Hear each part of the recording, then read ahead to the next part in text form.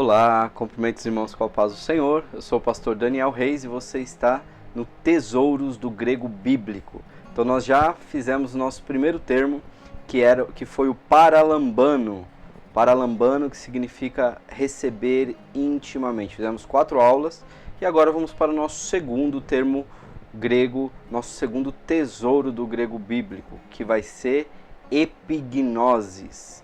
Tá? Então nas próximas 4 aulas, 4 vídeos, nós vamos meditar aqui sobre esse termo e aplicar esse termo na vida dos pregadores. Tá? Então eu dei uma modificadinha aqui na metodologia para a gente ir se adaptando e melhorando, sendo o mais simples, o mais objetivo possível.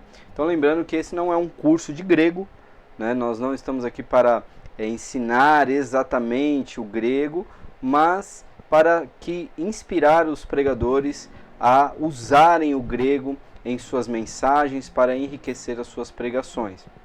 Então, vamos aqui iniciar o nosso tesouro de hoje, que é o termo epignosis. O que epignosis significa? Significa pleno conhecimento.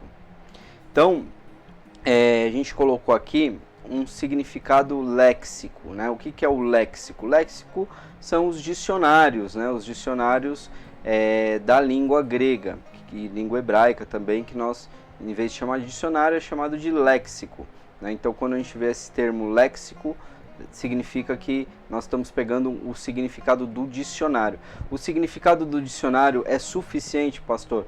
Não, o significado do dicionário não é suficiente. Por quê? Porque cada um dos termos eles precisam ser entendidos dentro do seu contexto, né? Então é por isso que a gente fala que as palavras são dentro do seu contexto semântico, né? Então qual é a polissemia, né? Quais são os possíveis significados de uma palavra dentro do seu contexto, né?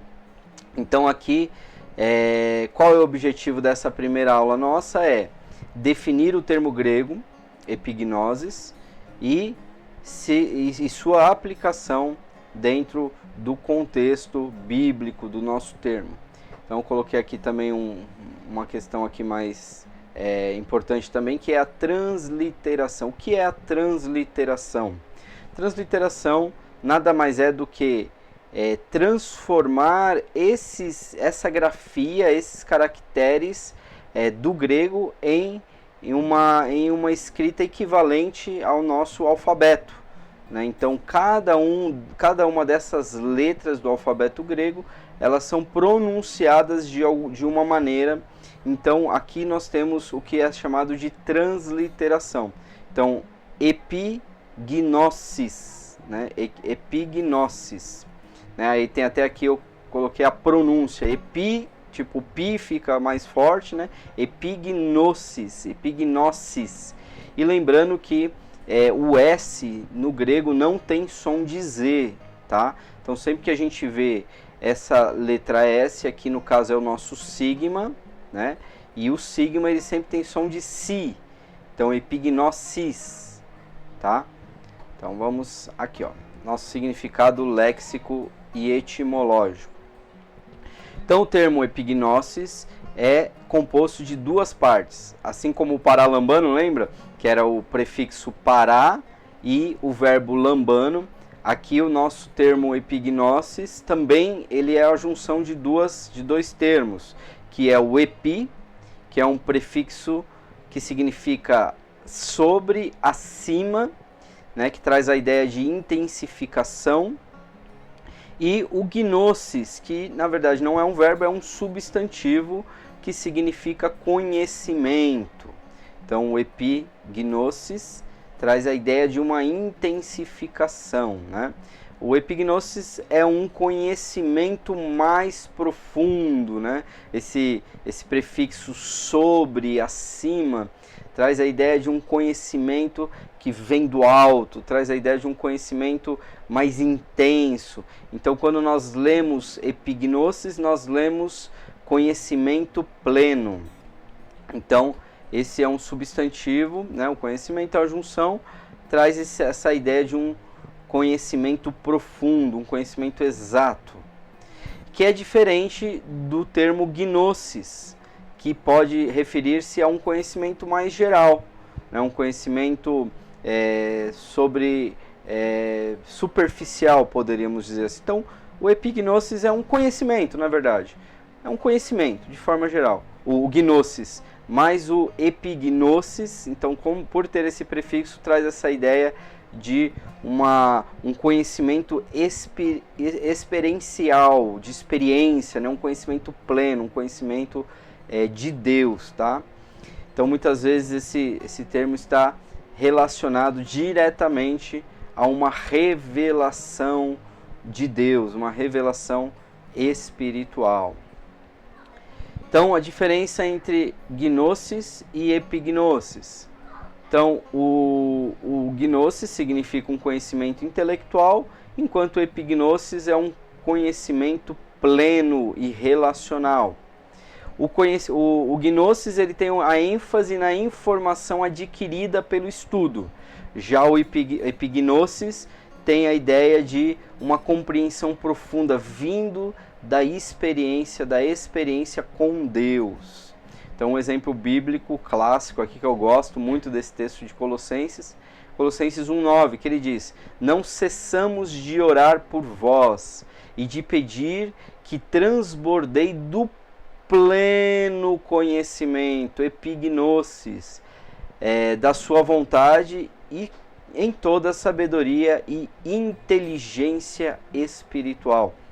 Então aqui o apóstolo Paulo, ele faz uma intercessão, né? Ele diz aqui: não cessamos de orar por vocês, pelos irmãos da igreja de Colosso, pedindo o quê? Que eles transbordassem desse epignosis, desse pleno conhecimento. Então, é interessante que aqui o apóstolo Paulo ele não ora para os irmãos da igreja de Colossos pedindo riquezas, pedindo livramento. Ele ora pedindo o pleno conhecimento, que ele transborde do pleno conhecimento. Então, esse epignosis tem relação com aqui toda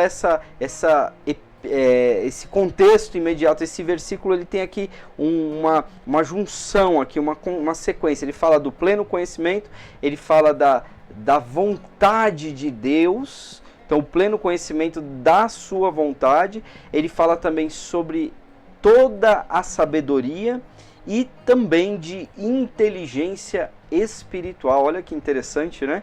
Então, quando falamos de sabedoria, tem a ideia da prática, né? A sabedoria não é só um tipo de conhecimento. A sabedoria é quando eu coloco o meu conhecimento em prática. Então, a sabedoria tem a ideia de execução do conhecimento. Quando eu tomo o conhecimento como uma verdade na minha vida e no meu dia a dia. Então, esse transbordar do epignosis, do pleno conhecimento, é sobre a vontade de Deus. Amém? Sobre toda a vontade de Deus. Então, vamos em frente aqui. O epignosis aqui refere-se a um conhecimento que não é apenas teórico, mas um entendimento transformador da vontade de Deus.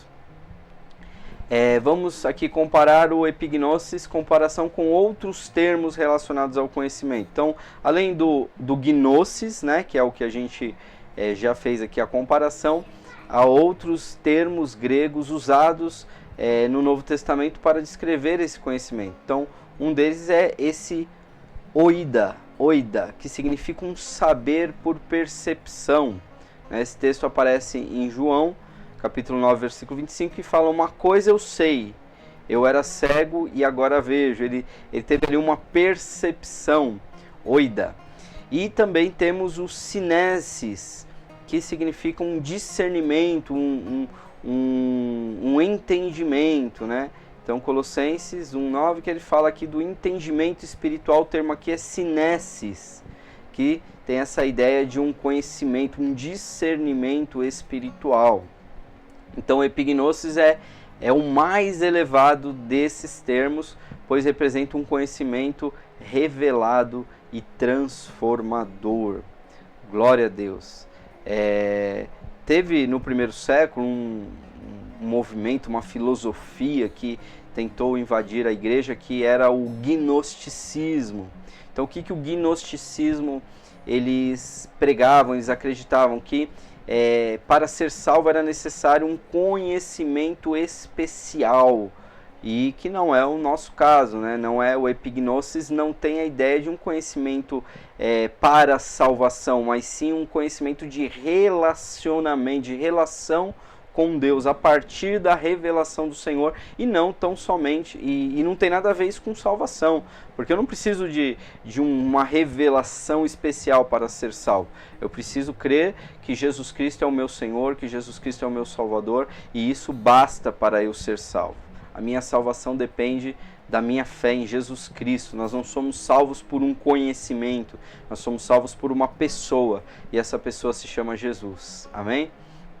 Então a conclusão aqui da nossa primeira aula é que o epignosis, ele é um conhecimento profundo e experiencial, até trava-língua, de experiência, né? Experiencial, diferente do gnosis, que é apenas um conhecimento intelectual.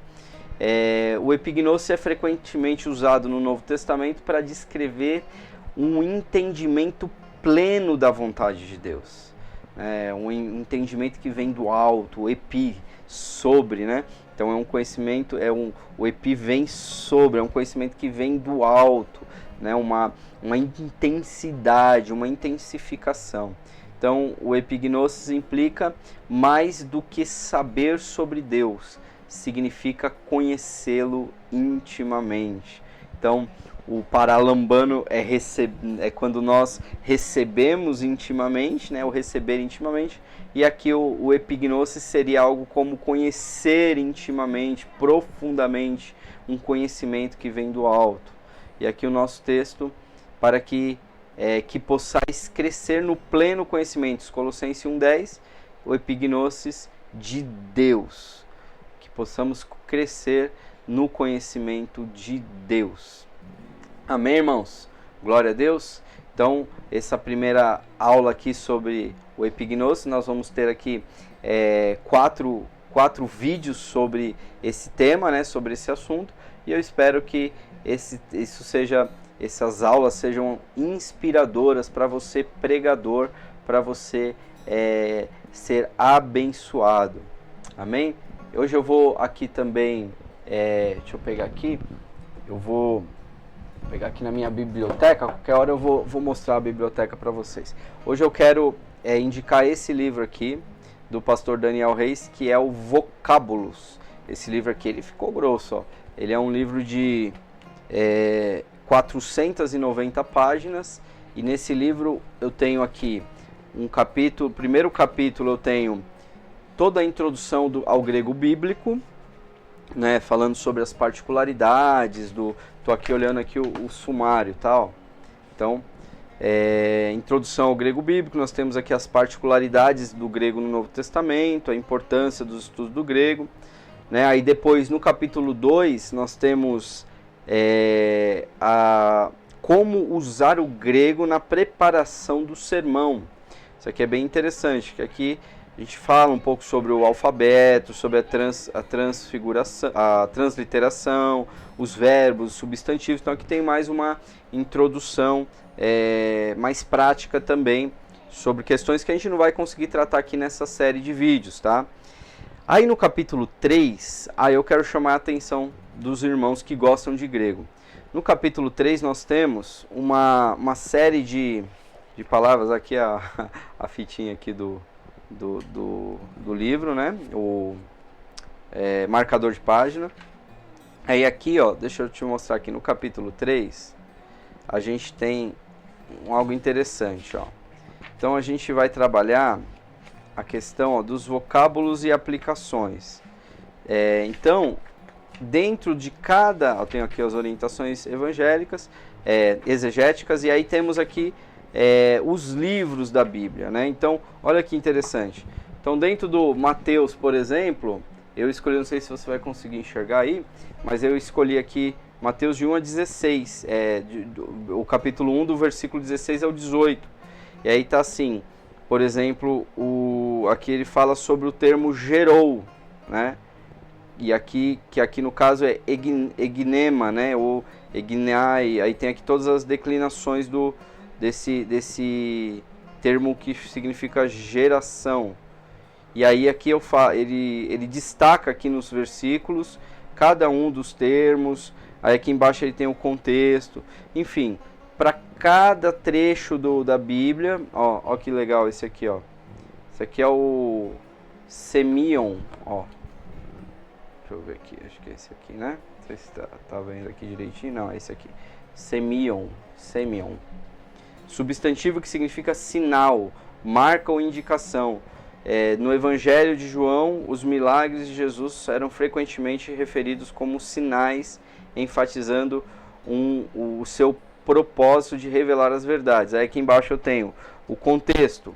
Aí fala em João 2, do 1 ao 11, relata os milagres de Jesus e a transformação de água em vinho durante o casamento em Caná da Galileia. E aí ele fala que aqui esse termo é um substantivo, né? Neste contexto ele é usado para sublinhar a natureza significativa dos atos de Jesus. Aí aqui a gente faz uma comparação do uso de sinais, né, desse termo sinais, em uma característica distintiva dos evangelhos de João. Em outros relatos, aí aqui ele fala da multiplicação, enfim. E no final, no capítulo 4, nós temos um glossário, que é uma espécie de léxico, né? Na verdade eu fui trazendo de vários significados, ó, aqui o léxico. Então aqui você consegue encontrar na ordem alfabética, né, do alfabeto grego, você consegue encontrar as palavras, né? Então, por exemplo, aqui, deixa eu pegar uma palavra aqui para a gente exemplificar, ó. Por exemplo, aqui, ó, ala. Ó, esse termo aqui, ó, ala. O ala está escrito aqui, ó. Mas todavia, contudo, não obstante, apesar de, uma objeção, uma exceção, uma restrição mais ainda. Antes, mais propriamente, até mesmo, além do mais, introduz uma transição para o assunto principal. E aqui tem as referências, Mateus 5,17, Marcos 9,37. Então, esse livro aqui vai ser uma bênção na tua vida. Amém? E aqui, ó, no rodapé também, de cada folha do rodapé, a gente tem aqui um versículo, aqui uma palavra em grego, né? No caso aqui, ó, oraios, que significa belo, sazonal. Irmãos, qual que é o intuito dessas coisas que eu faço aqui do grego? É inspirar você, pregador, a ter uma mensagem abençoada. Como eu disse, eu não sou professor de grego. Esse livro aqui é fruto de muita pesquisa. É um livro que deu muito trabalho, deu quase 500 páginas, mas hoje é uma ferramenta. Na verdade, ele faz parte de uma série chamada Ferramenta para Pregadores. Tá vendo aqui, ó? Ferramenta para Pregadores. Então, esse aqui acompanha outros versículos e eu vou deixar o link na descrição, caso você queira adquirir este livro, vai ser uma bênção na sua vida. Amém, meu irmão? Amém, minha irmã? Então, nós nos vemos na próxima aula sobre epignoses e creio que vai ser uma bênção em nome de Jesus. Fica na paz do Senhor.